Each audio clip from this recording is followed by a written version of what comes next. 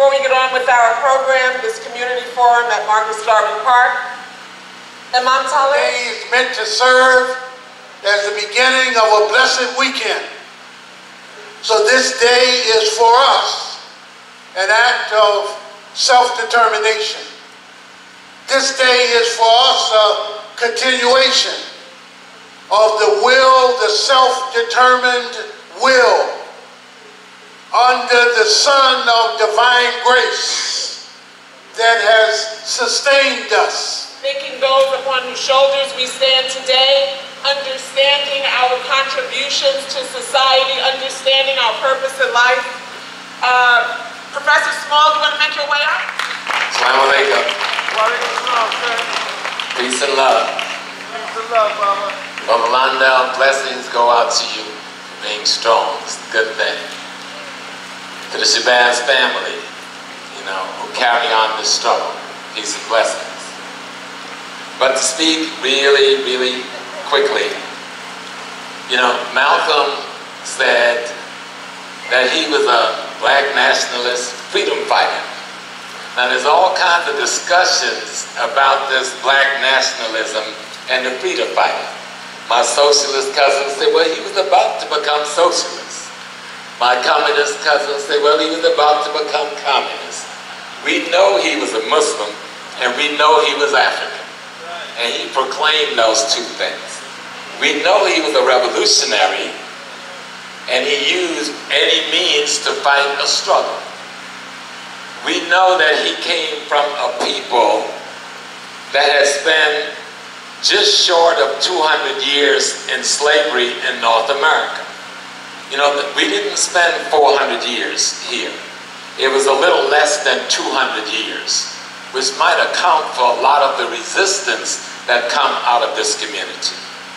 But he understood the tyranny and the genocide that was inflicted upon these people.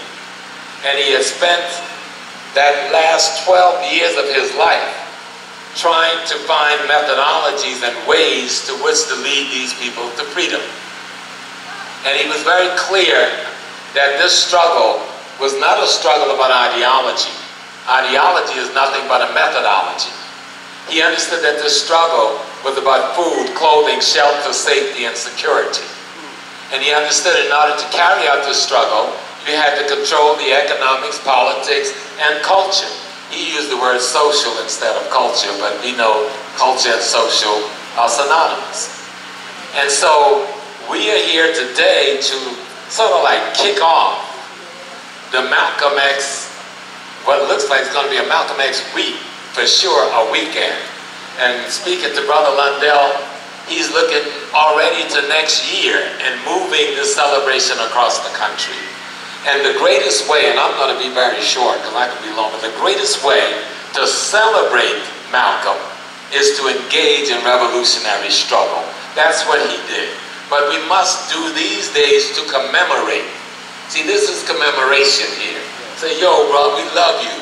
You gave your life that we might live. We say that about some other folks we didn't know.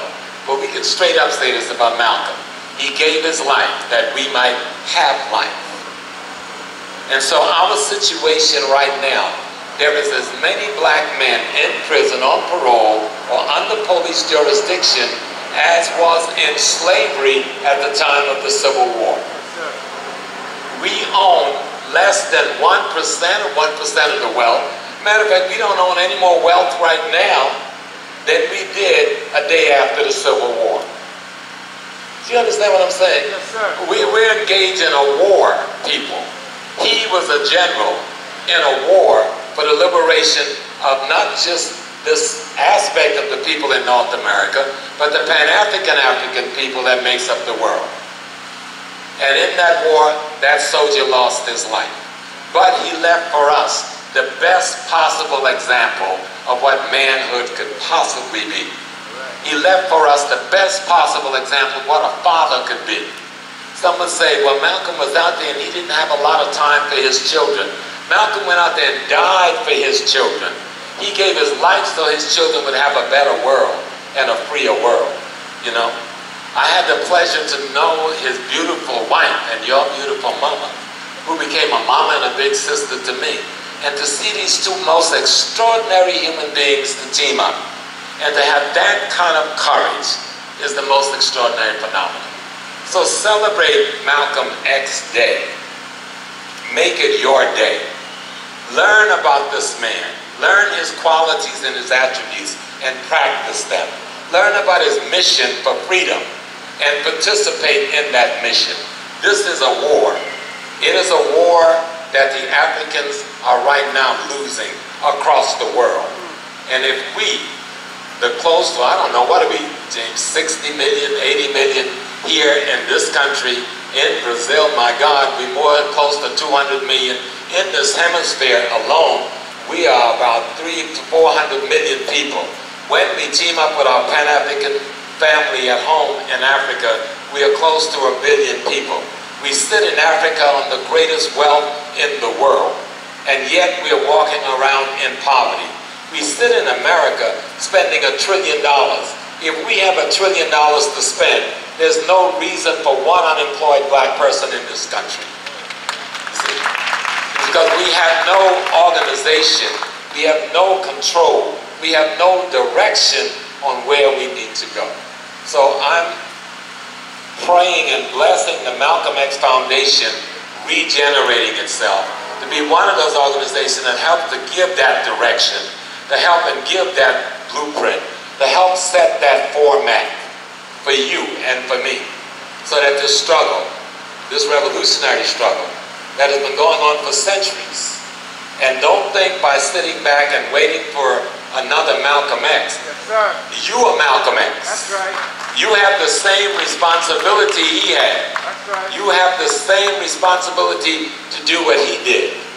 So if all of us take that responsibility seriously, then he would not have wasted his life.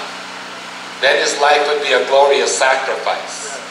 And so I say to you, the struggle continues. And to beautiful Malcolm, you know, we will make sure that your having lived and your having gave your life for us was more than worth it. Peace and love. Thank you very much. Thank you.